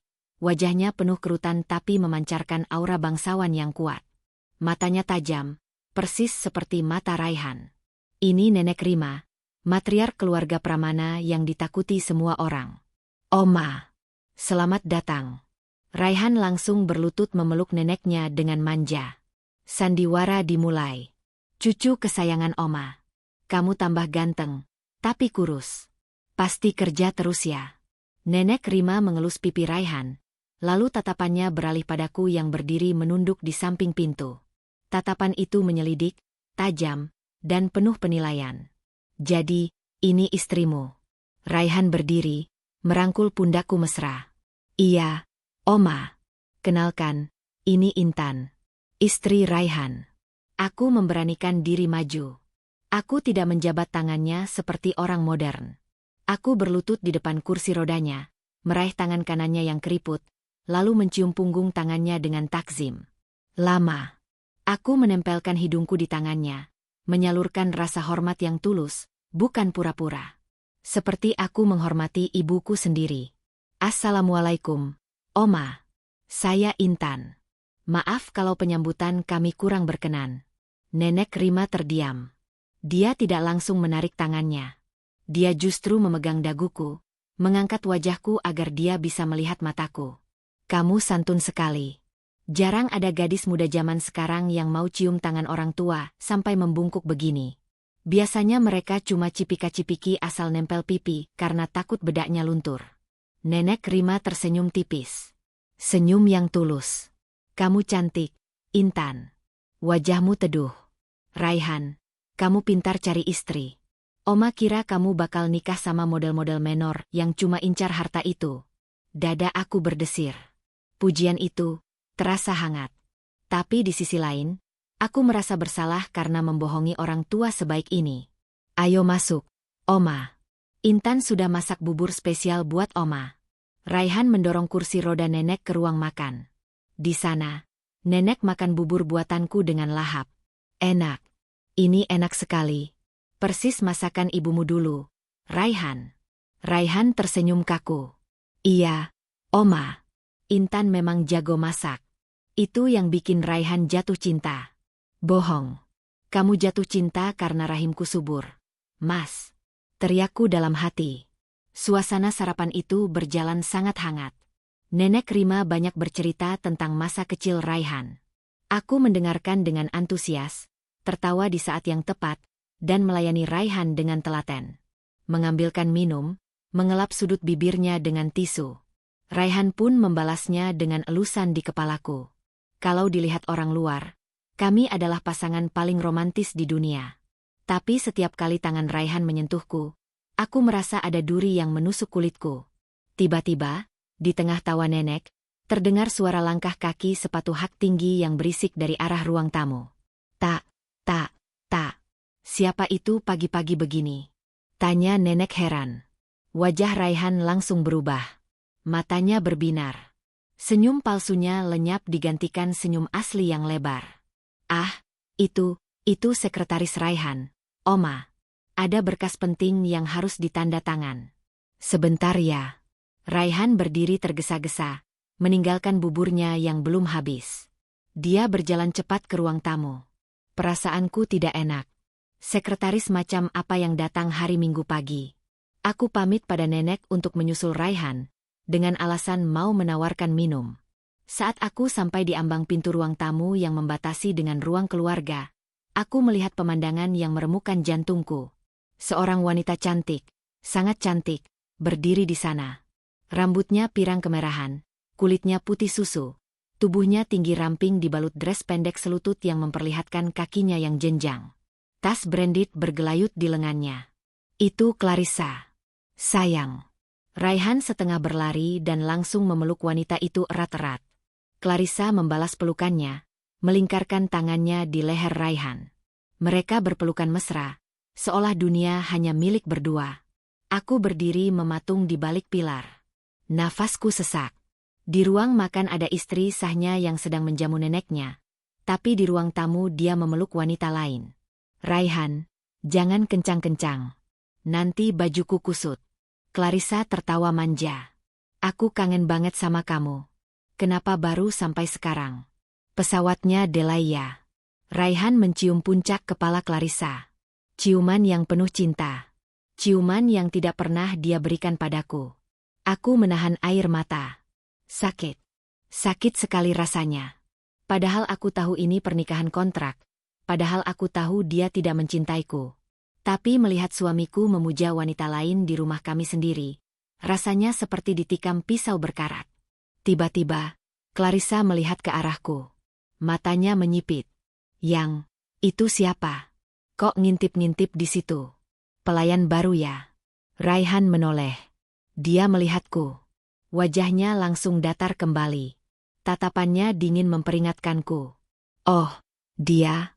Iya, dia yang bantu-bantu urus rumah sementara nenek di sini. Raihan tidak mengakui aku sebagai istri. Dia menyebutku, yang bantu-bantu. Clarissa melepaskan pelukannya dan berjalan mendekatiku dengan angkuh. Aroma parfum mahalnya menusuk hidungku, mengalahkan bau bawang yang menempel di bajuku. Dia menatapku dari ujung rambut sampai ujung kaki dengan tatapan meremehkan. Heh, pelayan baru. Kamu nggak diajarin sopan santunnya. Jangan ngintip majikan lagi pacaran. Sana ke dapur, bikinin aku iced americano, less sugar. Cepat. Dia memerintahku. Pacar suamiku memerintahku. Istri sahnya, seperti babu.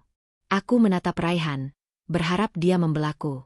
Berharap dia bilang, jangan kasar, dia istriku. Tapi Raihan hanya diam. Dia malah mengangguk padaku. Lakukan apa yang Nona Clarissa minta. Cepat, sebelum nenek curiga. Hatiku hancur lebur menjadi debu. Suamiku sendiri yang menyuruhku melayani selingkuhannya.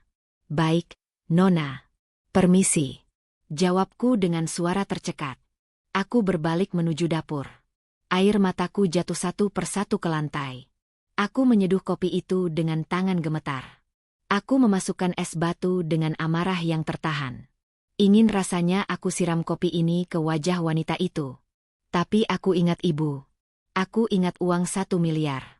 Aku ingat nenek di ruang makan. Aku kembali membawa nampan berisi kopi dingin itu. Clarissa sudah duduk di sofa, kaki disilangkan, sementara Raihan duduk di sebelahnya memegang tangannya. Silakan minumannya, Nona. Aku meletakkan gelas itu di meja. Clarissa mengambilnya, meminumnya sedikit. Lalu tiba-tiba, puih. Dia menyemburkan sedikit kopi itu kembali ke gelas. Apa-apaan ini?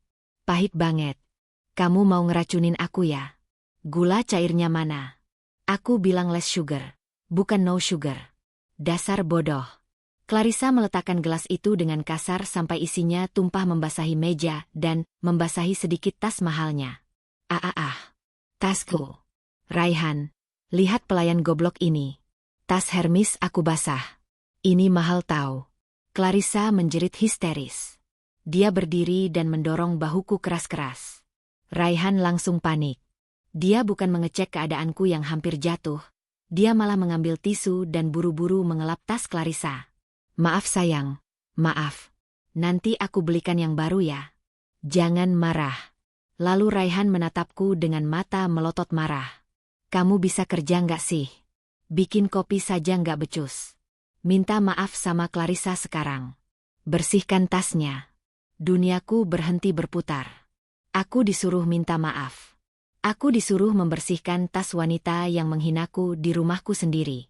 Mas, tapi dia yang numpahin. Jawabku membela diri. Jangan membantah. Minta maaf atau kontrak kita selesai. Ancaman itu lagi. Aku menggigit bibirku sampai berdarah menahan tangis. Perlahan, aku berlutut di depan Clarissa. Aku mengambil tisu, dan mulai mengelap tas kulit itu. Maafkan saya, Nona. Saya salah. Saya bodoh. Clarissa tersenyum puas. Dia menepuk-nepuk kepalaku seperti menepuk anjing peliharaan. Nah, gitu dong. Sadar diri. Kamu itu cuma bawahan. Jangan belagu. Tepat saat aku sedang berlutut di kaki Clarissa sambil menangis dalam diam, sebuah suara menggelegar dari arah ruang makan. Raihan. Semua orang terlonjak. Raihan pucat pasi. Clarissa kaget. Aku menoleh. Di sana, di ambang pintu, Nenek Rima duduk di kursi rodanya. Wajahnya merah pada menahan amarah yang luar biasa. Matanya menatap tajam ke arah Raihan, lalu ke arah Clarissa, dan terakhir ke arahku yang sedang berlutut. Apa yang kamu lakukan pada istrimu, Raihan? Dan siapa perempuan kurang ajar ini yang berani menyuruh cucu mantu keluarga Pramana berlutut seperti budak? Keadaan hening seketika. Mencekam. Raihan gelagapan. Oma, ini salah paham. Intan cuma diam. Bentak Nenek Rima. Suaranya menggetarkan seisi ruangan. Clarissa yang tidak tahu siapa wanita tua itu, malah menjawab dengan ketus. Nenek tua. Jangan ikut campur ya. Siapa bilang dia istri Raihan? Dia cuma pelayan baru. Aku pacarnya Raihan, calon istrinya. Mata Nenek Rima membelalak lebar. Dia memegang dadanya seolah terkena serangan jantung. Tapi kemarahannya lebih besar daripada rasa sakitnya. Pacar. Calon istri. Raihan, jelaskan padaku. Kamu membawa pelakor masuk ke rumah ini saat istrimu yang solehah sedang melayanimu. Kamu waras. Raihan bingung. Dia terjebak. Dia tidak bisa memilih. Clarissa menatap Raihan, meminta penjelasan. Yang, maksud nenek tua ini apa? Siapa istri kamu? Kamu bilang kamu single. Semua topeng terbuka. Raihan berdiri di tengah-tengah dua wanita. Satu wanita yang dia cintai tapi jahat, dan satu wanita yang dia nikahi tapi dia benci. Dan di depannya, ada nenek yang memegang kunci warisan. Raihan menatapku tajam, memberikan kode mata agar aku berbohong. Agar aku bilang bahwa aku memang pelayan. Tapi kali ini, aku lelah. Aku menatap Nenek Rima dengan air mata bercucuran. Oma, saya memang istri Raihan. Tapi bagi Mas Raihan, saya tidak lebih berharga daripada tas kulit pacarnya ini. Intan, tutup mulutmu. Raihan membentakku refleks. Tangannya terangkat, nyaris menamparku. Pelak. Bukan pipiku yang kena, tapi pipi Raihan. Nenek Rima memaksakan diri berdiri dari kursi rodanya, berjalan tertatih 2 langkah, dan menampar cucu kesayangannya itu sekuat tenaga. Jangan pernah kamu sentuh istrimu dengan kasar di depan mataku. Keluar kamu. Bawa perempuan gatel ini keluar dari rumahku sekarang juga. Atau namamu aku coret dari daftar ahli waris selamanya. Raihan memegangi pipinya yang merah. Clarissa menjerit kaget. Aku masih berlutut di lantai, menangis tergugu. Aku melihat wajah Raihan yang kini menatapku dengan penuh kebencian. Tatapan yang mengatakan, kamu habis nanti, Intan. Kamu habis. Raihan menarik tangan Clarissa kasar. Kita pergi dulu. Oma lagi emosi. Mereka pergi. Raihan pergi membawa selingkuhannya, meninggalkan aku dan neneknya. Bahkan di saat ketahuan pun, dia lebih memilih menyelamatkan Clarissa daripada menenangkan neneknya yang hampir pingsan. Nenek Rima jatuh terduduk kembali di kursi roda, nafasnya sesak. Oma. Aku berlari memeluk kakinya. Maafkan Intan, Oma. Maafkan Intan sudah bikin keributan. Nenek Rima mengelus kepalaku dengan tangan yang gemetar. Bukan salahmu, nak. Kasihan kamu. Ternyata selama ini kamu menderita sendirian. Kenapa kamu mau nikah sama laki-laki brengsek seperti cucuku? Kenapa? Pertanyaan itu tidak bisa kujawab. Aku hanya bisa menangis di pangkuan wanita tua itu. Satu-satunya pelindungku di rumah neraka ini. Tapi sampai kapan nenek bisa melindungiku? Nenek sakit-sakitan. Dan Raihan dendam di matanya tadi. Aku tahu malam ini akan menjadi malam yang sangat panjang dan menakutkan bagiku saat dia pulang nanti. Rumah megah itu kini sunyi senyap seperti kuburan. Setelah kepergian Raihan dan Clarissa tadi pagi, Nenek Rima langsung drop. Nafasnya sesak, wajahnya pucat pasi. Dokter pribadi keluarga segera datang dan memasang infus serta tabung oksigen di kamar nenek di lantai bawah. Aku duduk di samping ranjang nenek, menggenggam tangannya yang keriput. Air mataku sudah kering, digantikan oleh rasa takut yang mencekam. Aku tahu, badai yang sesungguhnya belum datang. Badai itu bernama Raihan. Saat dia pulang nanti, aku tidak tahu nasib apa yang menungguku. Intan. Suara nenek terdengar lemah di balik masker oksigen. Ya, Oma. Intan di sini. Kamu jangan takut. Selama Oma masih bernafas, Raihan tidak akan berani menceraikanmu. Dia butuh warisan itu. Dia butuh tanda tangan Oma. Nenek meremas tanganku pelan. Kamu harus kuat. Jangan jadi wanita lemah yang mau diinjak-injak. Kamu istri sahnya. Kamu punya hak di rumah ini. Lawan dia, Intan. Tunjukkan bahwa kamu bukan sampah. Kata-kata nenek membakar sedikit keberanian di dadaku yang redup. Benar. Aku istri sahnya. Di mata agama dan hukum, aku punya hak. Tapi, hak apa yang bisa dimiliki oleh seseorang yang nyawanya tergadai oleh hutang 1 miliar? Jam dinding berdetak lambat, seolah mengejek kecemasanku. Matahari mulai tenggelam, digantikan oleh awan hitam pekat. Hujan turun lagi, kali ini disertai petir yang menyambar-nyambar. Suasana rumah semakin mencekam. Pukul 10 malam. Terdengar suara mobil menderu masuk ke halaman. Suara ban berdecit kasar di aspal. Jantungku berhenti berdetak sesaat. Dia pulang. Aku berpamitan pada nenek yang sudah tertidur karena obat penenang, lalu melangkah keluar kamar dengan kaki gemetar. Aku harus menyambutnya. Itu tugasku sebagai istri, kan? Atau mungkin, aku sedang menyerahkan leherku ke algojo. Pintu utama terbanting keras hingga engselnya berbunyi ngilu. Brak. Raihan berdiri di ambang pintu. Basah kuyup. Rambutnya berantakan, matanya merah menyala. Bau alkohol menguar kuat dari tubuhnya, bercampur dengan aroma hujan. Dia mabuk. Dia menatapku yang berdiri di ujung tangga. Tatapan itu bukan tatapan manusia. Itu tatapan binatang buas yang terluka dan siap menerkam. Kau. Suaranya serak dan berat. Dia berjalan sempoyongan menaiki tangga. Setiap langkah kakinya terdengar seperti dentum palu kematian di telingaku. Aku mundur selangkah demi selangkah, tapi punggungku menabrak dinding. Aku terperangkap. Raihan sampai di hadapanku. Dia mencengkeram bahuku kuat-kuat, kukunya menancap menembus piyamaku. Sakit. Puas kamu. Hah? Puas kamu menghancurkan hidupku. Teriaknya tepat di wajahku. Bau alkohol menyengat hidungku. Mas, sakit, lepas mas. Sakit. Kamu bilang sakit. Hati aku lebih sakit. Intan. Gara-gara mulut embermu itu, Clarissa minta putus. Gara-gara aktingmu yang sok suci itu, nenek mau coret aku dari warisan. Kamu benar-benar pembawa sial. Raihan menyeretku. Dia tidak memukulku, tapi dia menyeretku kasar menuju kamar kami. Aku berusaha melepaskan diri, tapi tenaganya terlalu kuat. Mas, jangan mas. Aku minta maaf. Tolong jangan sakiti aku. Aku melakukan itu karena Clarissa menghinaku. Diam. Jangan sebut nama dia dengan mulut kotormu. Raihan melempar tubuhku masuk ke dalam kamar, lalu membanting pintu dan menguncinya. Aku jatuh tersungkur di karpet tebal. Siku tanganku terbentur kaki meja. Perih. Aku merangkak mundur, menjauh darinya. Raihan membuka lemari, mengacak-acak isinya, lalu dia menemukan apa yang dia cari. Map merah itu. Kontrak pernikahan kami. Dia melempar map itu ke arahku.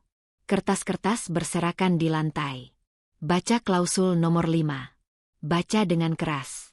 Perintahnya sambil menunjuk kertas itu dengan telunjuk yang gemetar karena amarah. Aku mengambil kertas itu dengan tangan gemetar. Mataku kabur oleh air mata. Baca, mas. Baca. Bentaknya menggelegar. Klausul nomor 5. Pihak kedua wajib menjaga nama baik pihak pertama di depan keluarga besar. Jika melanggar, maka pihak pertama berhak menarik kembali semua fasilitas yang diberikan, termasuk biaya pengobatan. Nafasku tercekat di tenggorokan. Menarik kembali biaya pengobatan. Raihan tertawa. Tawa yang kering dan mengerikan. Kamu pintar membaca rupanya. Nah, tadi pagi kamu sudah melanggar itu. Kamu mempermalukan aku dan Clarissa di depan nenek. Kamu membuat nenek membenciku. Jadi, kontrak batal. Tidak. Jangan mas. Jangan batalin. Aku merangkak mendekatinya, memeluk kakinya yang basah. Aku mohon mas, hukum aku saja. Pukul aku. Kurung aku. Tapi jangan stop pengobatan ibu. Ibu baru masuk ICU mas. Ibu baru saja stabil. Kalau di stop, ibu bisa mati. Raihan menendang kakiku pelan untuk melepaskan pelukanku. Dia berjongkok, menyejajarkan wajahnya dengan wajahku. Itu bukan urusanku lagi. Kamu yang memulai perang ini, Intan. Kamu pikir karena ada nenek kamu bisa besar kepala. Kamu lupa siapa yang pegang nyawa ibumu. Dia mengeluarkan ponselnya. Dia mendial sebuah nomor dan menyalakannya loudspeaker. Halo, Dr. Hendra. Terdengar suara dokter dari seberang. Ya, Pak Raihan. Ada yang bisa dibantu malam-malam begini. Saya mau cabut penjaminan atas nama pasien Ibu Siti, ibu dari Intan. Hentikan semua tindakan medis. Cabut ventilatornya malam ini juga. Keluarkan dia dari ICU. Jantungku meledak. Jangan. Dokter, jangan dengarkan dia. Aku berteriak histeris ke arah ponsel itu. Aku mencoba merebut ponsel itu, tapi Raihan menepis tanganku dengan mudah. Pak Raihan, tapi kondisi pasien belum stabil. Kalau ventilator dicabut, pasien tidak akan bertahan lebih dari 1 jam. Ini sama saja membunuh pasien. Saya tidak peduli. Saya yang bayar. Saya yang berhak stop. Lakukan atau saya tuntut rumah sakit Anda. Raihan mematikan telepon itu. Dia menatapku dengan senyum kemenangan yang keji. 1 jam, Intan. Ibumu punya waktu 1 jam untuk bernafas sebelum paru-parunya menyerah. Aku meraung. Aku menangis sejadi-jadinya. Rasa sakit ini tidak tertahankan. Dia monster. Dia benar-benar iblis. Apa mau kamu, Mas? Aku akan lakukan apa saja. Apa saja. Asal telepon dokter itu lagi. Selamatkan ibu. Aku mohon. Aku cium kakimu, Mas. Aku benar-benar mencium sepatu kulitnya yang basah dan kotor. Aku meletakkan kepalaku di lantai, di bawah kakinya. Harga diriku sudah 0. Sudah minus. Raihan diam sejenak, menikmati pemandangan istrinya yang hancur di kakinya. Apa saja. Iya. Apa saja. Mas mau aku mati pun aku rela. Raihan duduk di tepi ranjang. Bangun. Aku bangun dengan sisa tenaga. Wajahku basah, hidungku merah, mataku bengkak. Mulai besok, kamu harus perbaiki semuanya. Kamu harus bilang ke nenek kalau kejadian tadi pagi itu salah paham. Bilang ke nenek kalau kamu yang salah, kamu yang cemburu buta, dan Clarissa tidak bersalah. Kamu harus bersihkan nama Clarissa. Itu fitnah. Itu bohong. Tapi aku mengangguk cepat. Iya, Mas. Aku akan bilang begitu. Aku akan bilang aku yang salah. Kedua, kamu harus menjadi pelayan pribadi Clarissa. Aku terbelalak. Apa? Mulai besok Clarissa akan sering datang ke sini. Nenek perlu melihat kalau kalian akur. Kamu harus melayani Clarissa. Buatkan dia minum, pijat kakinya kalau dia lelah, bawakan tasnya. Perlakukan dia seperti ratu. Dan kamu hanyalah dayang-dayangnya. Tunjukkan pada nenek bahwa Clarissa pantas ada di sini. Ini gila. Dia menyuruh istri sahnya menjadi pembantu bagi selingkuhannya. Kalau kamu menolak, atau kalau kamu pasang muka masam sedikit saja di depan Clarissa, ingat, nyawa ibumu ada di ujung jariku. Aku tidak punya pilihan. Aku mengangguk lemah. Hancur sudah. Hancur sehancur-hancurnya. Baik, Mas. Saya bersedia. Bagus. Sekarang, keluar dari kamar ini. Kemana? Tidur di gudang belakang. Saya muak melihat wajahmu. Wajahmu mengingatkan saya pada kegagalan saya mendapatkan hati nenek. Mulai malam ini, kamu tidur di gudang pelayan. Jangan pernah injakan kakimu di kamar utama ini kecuali saya panggil. Di luar sedang hujan badai. Gudang belakang itu tempat tikus dan barang bekas. Dingin, bocor, dan gelap. Tapi Mas, di sana dingin. Masih mending dingin daripada ibumu jadi mayat kan? Raihan menatap ponselnya lagi, seolah siap menelpon dokter. Aku langsung berdiri. Iya, Mas. Aku pergi. Aku tidur di gudang. Tolong telepon dokternya sekarang. Jangan cabut alatnya. Raihan mengetik pesan singkat. Lanjutkan perawatan. Jangan dicabut. Sudah. Sekarang pergi. Enyah dari hadapanku. Aku menyeret kakiku keluar dari kamar mewah itu. Aku berjalan melewati lorong gelap, menuruni tangga belakang, menuju area servis yang kumuh. Hujan tampias masuk membasahi lantai. Aku membuka pintu gudang tua di pojok taman belakang. Baunya apek. Debu tebal di mana-mana. Banyak tumpukan kursi rusak dan kardus bekas. Tidak ada kasur. Tidak ada bantal. Hanya ada tikar pandan tua yang sudah digigit tikus. Aku duduk di atas tikar itu, memeluk lututku. Di kejauhan, aku melihat jendela kamar utama di lantai 2 menyala terang. Raihan ada di sana, hangat dan nyaman. Sementara aku, istrinya, dibuang ke tempat sampah. Aku menangis sampai suaraku habis. Aku meraba cincin berlian di jari manisku. Benda ini berkilau indah, tapi rasanya seperti bara api yang membakar kulitku. Nenek bilang aku harus melawan. Tapi bagaimana aku bisa melawan jika senjataku, yaitu ibu, dipegang oleh musuh? Aku kalah. Aku kalah telak. Malam itu, ditemani suara cicit tikus dan gemuruh petir, aku bersumpah dalam hati. Suatu hari nanti, Mas Raihan, suatu hari nanti, kamu akan berlutut di kakiku seperti aku berlutut di kakimu hari ini. Kamu akan merasakan sakitnya dihina dan dibuang. Demi setiap tetes air mata yang jatuh malam ini, aku bersumpah akan membalikkan keadaan. Tunggu saja waktunya. Tapi untuk sekarang, aku harus bertahan hidup. Besok adalah hari pertama aku menjadi budak bagi maduku sendiri. 3 minggu. Sudah 3 minggu aku tinggal di gudang belakang yang pengap itu. 3 minggu pula aku menjalani hidup sebagai bayangan di rumah megah ini. Setiap pagi buta, sebelum matahari terbit, aku harus menyelinap masuk ke rumah utama lewat pintu dapur, mandi di kamar mandi pelayan, lalu memasang topeng senyum palsu untuk menyambut Nenek Rima. Nenek tidak tahu aku tidur di gudang bersama tikus. Raihan memaksaku berbohong. Dia menyuruhku bilang kalau aku sedang puasa bicara, atau sedang meditasi di kamar tamu kalau malam hari. Nenek yang semakin tua dan pikun percaya saja, meski matanya sering menatapku dengan curiga karena wajahku yang semakin pucat dan tubuhku yang semakin kurus. Dan Clarissa, wanita itu benar-benar setan berwujud manusia. Dia datang setiap hari. Pagi, siang, malam. Dia memerintahku sesuka hati. Heh, babu. Ambilkan tasku di mobil. Heh, miskin. Pijat kakiku. Pegal nih habis shopping. Intan, kopi ini kurang panas. Ganti. Aku menelan semua hinaan itu bulat-bulat. Setiap kali aku ingin melawan, Raihan hanya perlu melirik ke arah ponselnya. Kode bahwa nyawa ibu di ruang ICU ada di tangannya. Aku menjadi robot. Robot yang tidak punya perasaan. Hingga hari ini tiba. Hari yang akan mengubah peta perang di antara kami. Siang itu, Raihan mengadakan jamuan makan siang besar untuk merayakan ulang tahun perusahaan. Banyak kolega bisnis yang datang. Nenek Rima duduk di ujung meja dengan anggun. Clarissa, tentu saja, hadir. Dia duduk tepat di sebelah Raihan, bertingkah seolah dialah nyonya rumah. Sementara aku disuruh memakai seragam pelayan hitam putih dan berdiri standby di pojok ruangan untuk menuangkan air minum tamu. Bayangkan.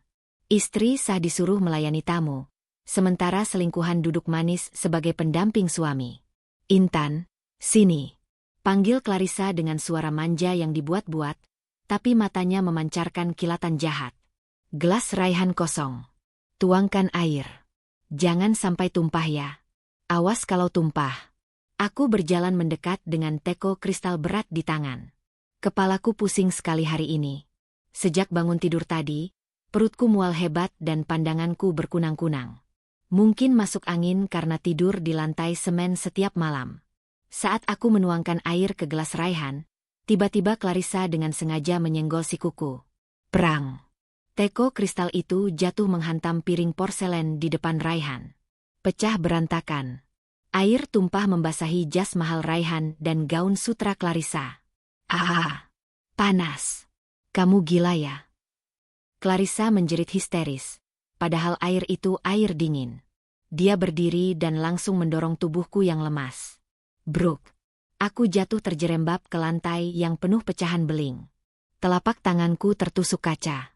Darah segar mengalir deras. Hening. Semua tamu terdiam kaku. Musik klasik berhenti. Clarissa, yang merasa di atas angin, tidak berhenti di situ.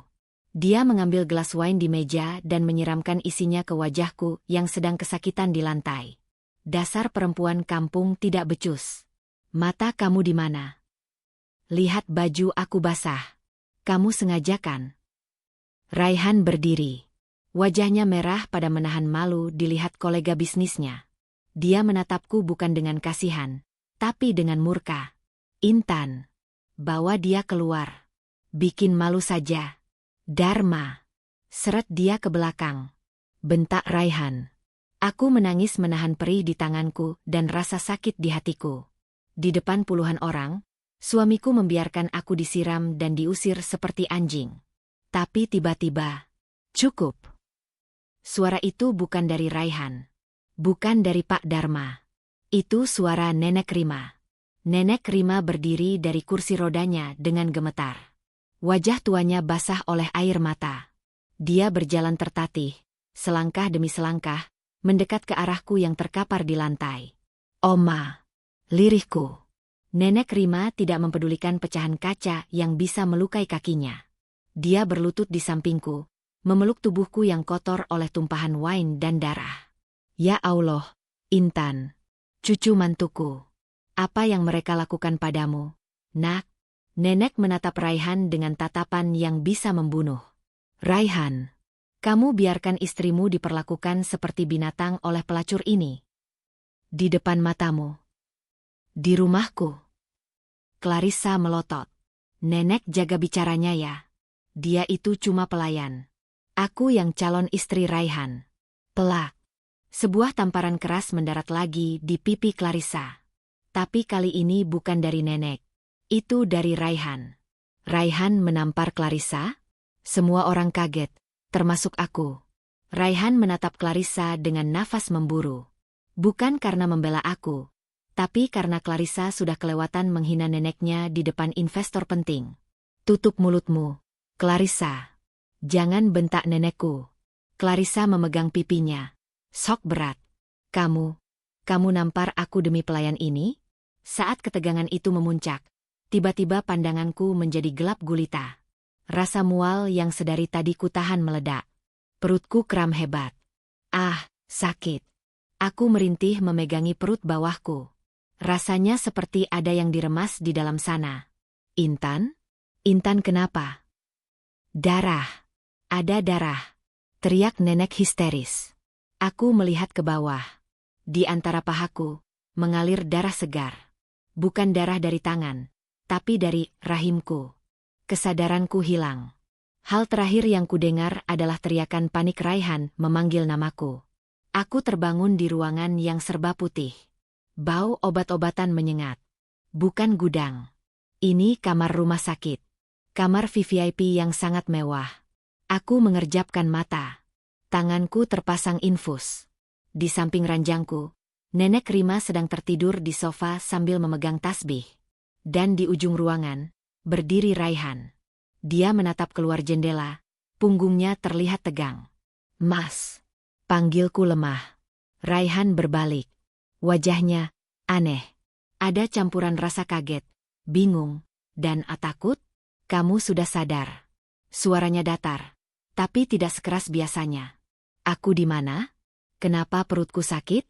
Raihan berjalan mendekat. Dia tidak duduk, hanya berdiri di samping ranjang. Dia menatap perutku yang tertutup selimut. Dokter bilang kamu pendarahan. Kamu hampir keguguran. Keguguran? Mataku membelalak. Jantungku berhenti berdetak sesaat. Hamil? Aku hamil? Raihan mengangguk kaku. 6 minggu. Kamu hamil 6 minggu. Dokter berhasil menyelamatkan janinnya. Dia kuat, sama keras kepalanya sepertimu. Aku meraba perutku yang masih rata. Ada nyawa di sini. Ada anak Raihan di sini. Anak yang menjadi syarat warisan. Anak yang menjadi tujuannya menikahiku. Air mataku menetes. Ini anak dari malam pertama kami yang dingin itu? Atau malam-malam selanjutnya saat dia memaksaku melayaninya dalam diam? Raihan menghela nafas panjang, lalu menyodorkan sebuah amplop coklat ke atas kasur. Nenek sudah tahu semuanya. Nenek tahu kamu tidur di gudang. Nenek tahu soal kontrak kita. Nenek mengamuk besar. Dia mengancam akan menyumbangkan seluruh hartanya ke panti asuhan kalau aku berani menyentuhmu atau membuatmu menangis lagi. Raihan menatapku tajam, tapi kali ini tidak ada arogansi di matanya. Yang ada hanyalah kekalahan. Kamu menang, Intan. Kamu mengandung pewaris tunggal keluarga Pramana. Mulai hari ini, tidak ada lagi gudang. Tidak ada lagi Clarissa. Kamu akan diperlakukan sebagai ratu. Bukan karena aku mencintaimu, Tapi karena nyawa anak itu lebih berharga dari nyawaku sendiri, aku mengambil amplop itu. Isinya adalah surat pembatalan hutang. 1 miliar itu dianggap lunas sebagai hadiah kehamilan. Aku menatap Raihan, lalu tersenyum tipis. Senyum yang penuh arti. Mas Raihan, ucapku pelan. Kamu pikir ini kemenangan? Tidak. Ini baru permulaan. Aku mengelus perutku. Dulu aku berlutut di kakimu demi nyawa ibu. Sekarang, kamu yang akan berlutut di kakiku demi nyawa anak ini. Ingat mas, hormon ibu hamil itu tidak stabil. Kalau aku stres, anak ini bisa hilang. Jadi mulai sekarang, jaga sikapmu. Suamiku. Wajah Raihan pucat. Dia sadar, dia baru saja menyerahkan lehernya ke tanganku. Sangkar emas ini kini kuncinya ada di sakuku. Aku memejamkan mata, membayangkan wajah ibu yang sudah membaik di ruang rawat sebelah, dan wajah Clarissa yang pasti sedang menangis di luar sana karena dicampakkan. Roda berputar, Mas. Dan sekarang, giliran aku yang ada di atas. Tamat.